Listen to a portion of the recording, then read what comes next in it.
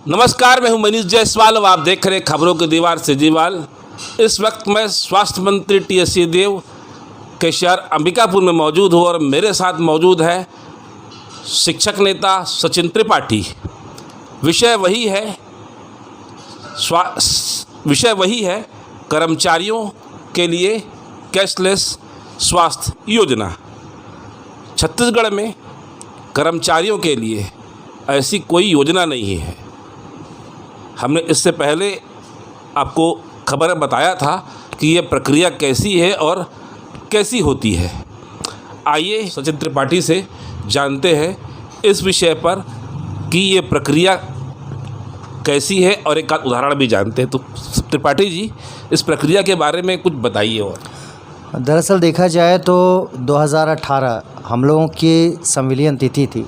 संविलियन के बाद ये चिकित्सकीय सुविधाएं सेवा के दौरान जो हमें प्राप्त हुई, इसके बारे में हमारी जानकारी अल्प रही। धीरे धीरे जैसे जैसे हम इन परेशानियों का सामना कर रहे हैं, हमारा ज्ञान और बढ़ रहा है। इसके बारे में मैं इतना ज़रूर कहना चाहूँगा कि यदि कोई कर्मचारी बीमार पड़ता है, दुर्घटनाग्रस्त होता है और शासन के किसी मान्यता प्राप्त अस्पताल में वो दाखिल होता है, दाखिल होने के बाद से लेके डिस्चार्ज होने तक जो भी उसका खर्च होता है, उन सारे बिल को वो संभाल के रखे और उसके साथ साथ जो डॉक्टर के द्वारा दिया गया एस्टीमेट है उसको वो बनवाए। डिस्चार्ज होने के बाद उसके आगे की प्रक्रिया, वह समस्त बिल को लेकर और डॉक्टर के द्वारा जो भी सर्टिफिकेट उसको खर्च का प्रदान किया गया है उसे लेकर वो अपने विभाग के माध्यम से, जिला शिक्षा अधिकारी या विकासखंड शिक्षा अधिकारी के माध्यम से, फिर वो फॉर्म रूल C13 का एक फॉर्म आता है, उसे भरना पड़ता है। ध्यान रखें कि रेफ़र केस हो तो रेफ़र केस के दौरान जो रेफ़र की गई पर्ची है उसे भी सुरक्षित आपको रखना पड़ेगा। वो देख प्रस्तुत करते समय काम आएगी। और विभिन्न दस्तावेज़ जैसे आपका आधार कार्ड और जब आप वहाँ भर्ती हुए हैं, भर्ती होने का स्लिप, ये सारे बिल्स जो आपने बिल के पीछे में, हर बिल के पीछे में आपको संबंधित अस्पताल जहाँ पर आपने इलाज करवाया है उसका सील और हस्ताक्षर होना आवश्यक है। इन सारी चीज़ों को लेकर आप फॉर्म्स रूल C13 का फॉर्म आप जहाँ पर आपका इलाज हुआ है वहाँ पर उस डॉक्टर से आपको हस्ताक्षर करवा के, फिलअप करवा के इन सारी चीज़ों को विभाग के माध्यम से आपको जिला चिकित्सालय में CS के सामने प्रस्तुत करना पड़ेगा। वहाँ पर जो शासकीय दर, हर इलाज के खर्चे की शासकीय दर निर्धारित की गई है।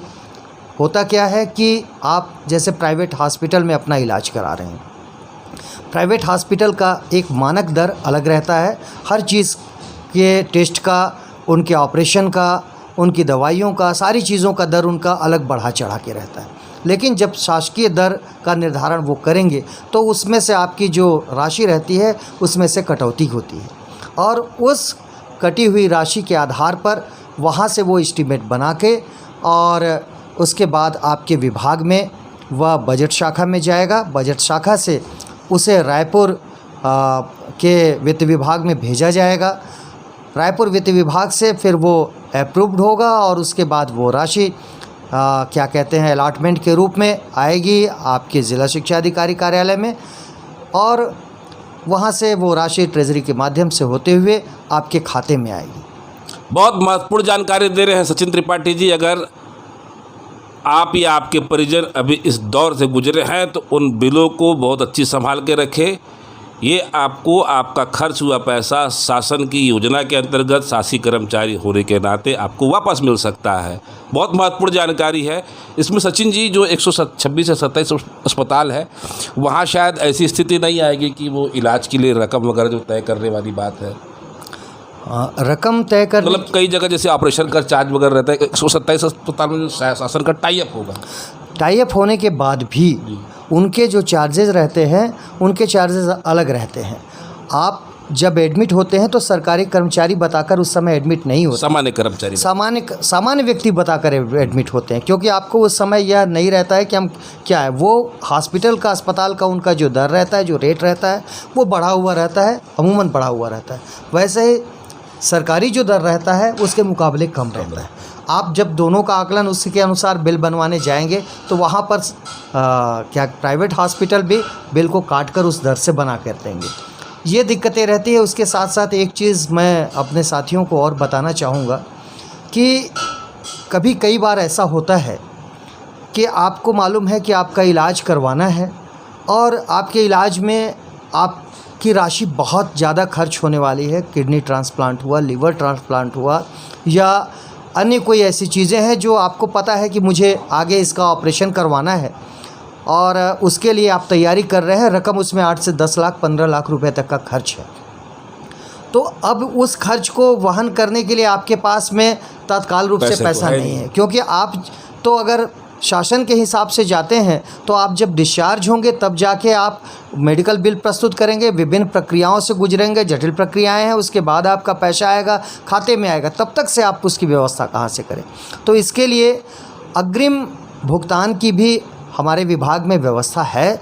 80% की राशि अग्रिम प्रदान की जाती है, जिसके लिए आप जो है बाकायदा डॉक्टर से एस्टीमेट बनवा कर रखें और एस्टीमेट बनवाकर उसको अपने विभाग के माध्यम से और सीएस के माध्यम से अप्रूव करवाकर, जिला चिकित्सालय के माध्यम से अप्रूव करवाकर वहाँ से भेजें बजट शाखा में रायपुर, और वहाँ से फिर आपके लिए अग्रिम आवंटन 80% की राशि जारी होगी। इलाज के बाद जो भी खर्च और आएगा 20% या जितना भी आएगा वो राशि संबंधित जितने भी आपके बिल हैं उनको प्रस्तुत करके सबमिट करके और उसके अंतर की राशि को प्रदान किया जा सके।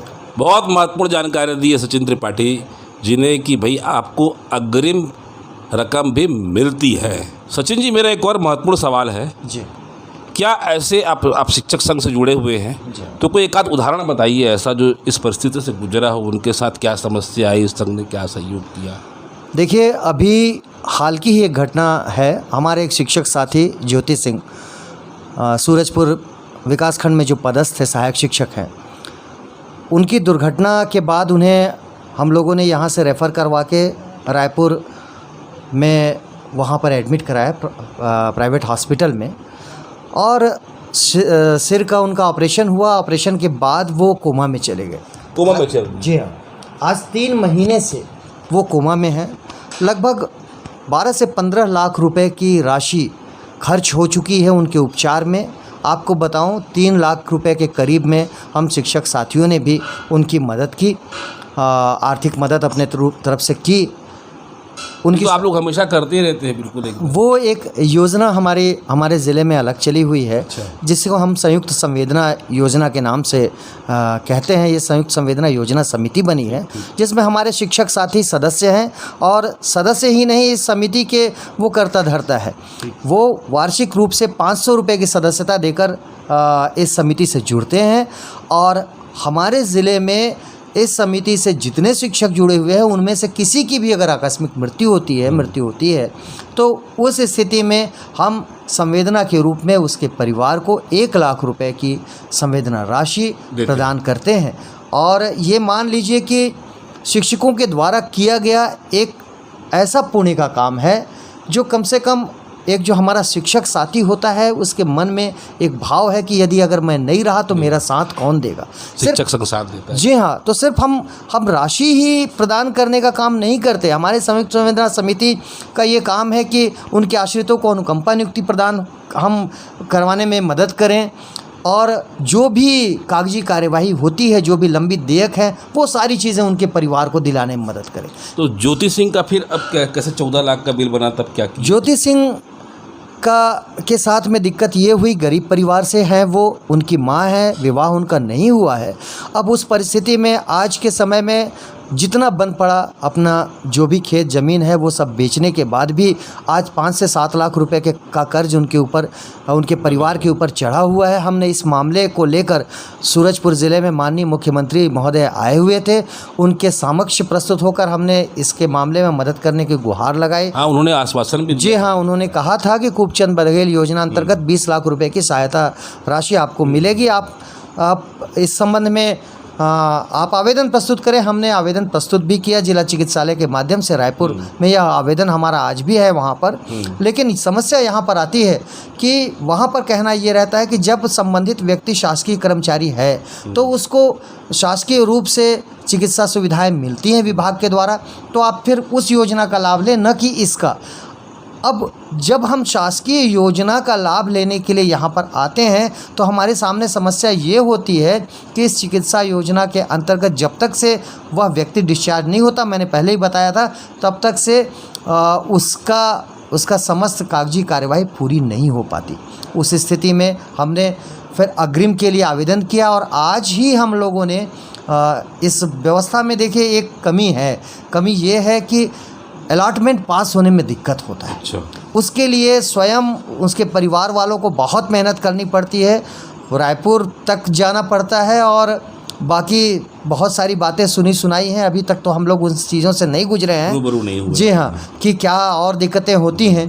तो जब तक से कोई चीज़ घटे ना उसके बारे में बोला नहीं जा सकता। लेकिन परेशानी जिन लोगों ने भी लिया है उन्हें इतनी आसानी से वो अलॉटमेंट हासिल नहीं होता है, उसके लिए उन्हें अन्य तरीक़ों से भी मेहनत करनी पड़ती है।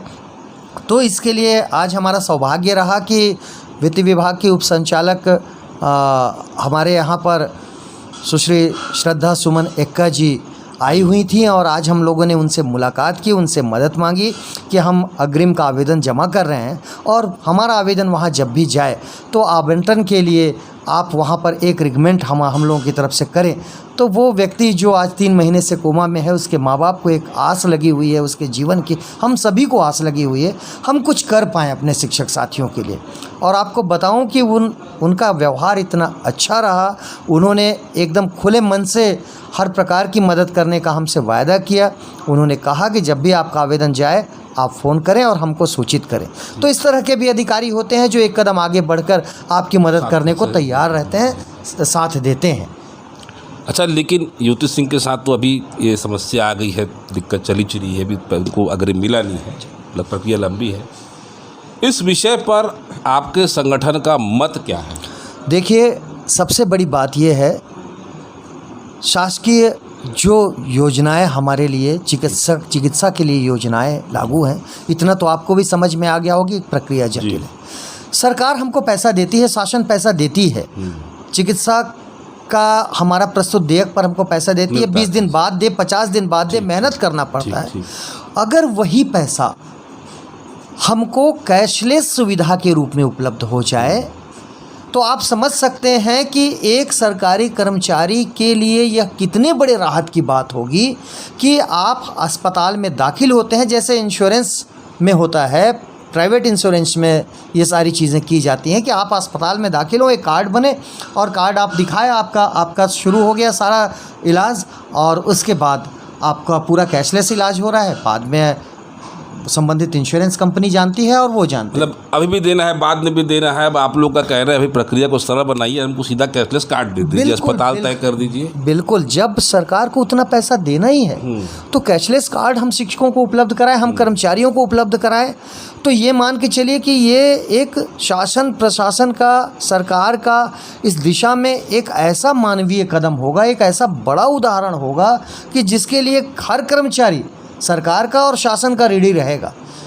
क्योंकि जो व्यक्ति तकलीफ़ में होता है और जिस समय पैसे की आवश्यकता पड़ती है, वो उस परिस्थिति को वही समझ सकता है, दूसरा व्यक्ति कभी नहीं समझ सकता। आप लोग मतलब ये मांग करके अब इंश्योरेंस कंपनियों की दुकान बंद करवाने वाले हुए? देखिए, इंश्योरेंस कंपनी के लिए दायरा बहुत बड़ा है और हम तो कर्मचारी हैं, शासकीय कर्मचारी हैं। हमको जो मिल रहा है उसी की प्रक्रिया को मात्र सरल करने के लिए हमारी एक मांग है। आप हमको दे ही रहे हैं, आप घुमा के दे रहे हैं, उसको अगर आप हमें सीधे रास्ते से प्रदान कर दें तो ये मान के चलिए कि हमारे मिलने वाले पैसे का जो राशि हमको प्रदान करेंगे, जो दुआ हमारे मन से निकलेगी, हमारे परिवार के मन से निकलेगी उस कठिन परिस्थितियों में, उसका असर किस दूर तक रहेगा उसका अंदाज़ा। चलते चलते क्या और कुछ बताना चाहेंगे?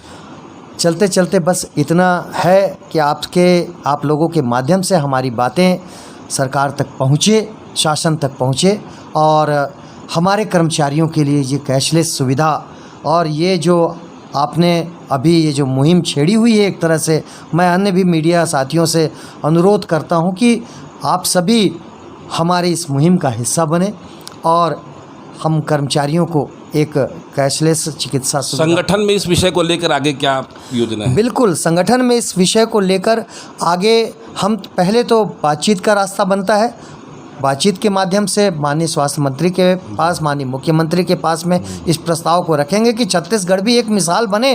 कुछ राज्यों में ऐसा किया जा रहा है, ऐसा सुनने में आया है, पुख्ता जानकारी तो मुझे नहीं है, लेकिन छत्तीसगढ़ एक कदम आगे बढ़कर इस रूप में एक मिसाल प्रस्तुत करे कि हम अपने कर्मचारियों के बारे में कितना अधिक सोचते हैं। प्रांताध्यक्ष केदार जैन का जो आपके संयुक्त शिक्षक संघ के अध्यक्ष हैं, उनका क्या संदेश है? माननीय प्रांताध्यक्ष महोदय हमारे केदार जैन जी इस विषय में हमेशा चिंतित रहते हैं, उनसे मेरी चर्चा भी होती रहती है, और अभी हाल फिलहाल में ही हम लोगों ने आपस में एक वर्चुअल बैठक का आयोजन किया हुआ है, जिस पर इस विषय पर आगामी रणनीति बनेगी कि किस प्रकार से हम स्टेप बाय स्टेप इस कार्यक्रम को आगे बढ़ाएं और उसके बाद हम अपने लक्ष्य तक पहुँचे कि कैशलेस सुविधा हमारे कर्मचारियों को मिले। तो ये थे सूरजपुर जिले के शिक्षक नेता, धाकड़ शिक्षक नेता सचिन त्रिपाठी।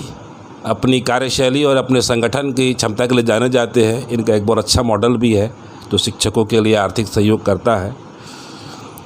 हमारी खबर बने रही। अगर हमारी खबर आपको अच्छी लगे, लाइक करें, सब्सक्राइब करें और शेयर ज़रूर करें। कमेंट करके अपना विचार ज़रूर दें। सिजीवाल से मनीष जायसवाल की एक रिपोर्ट। धन्यवाद।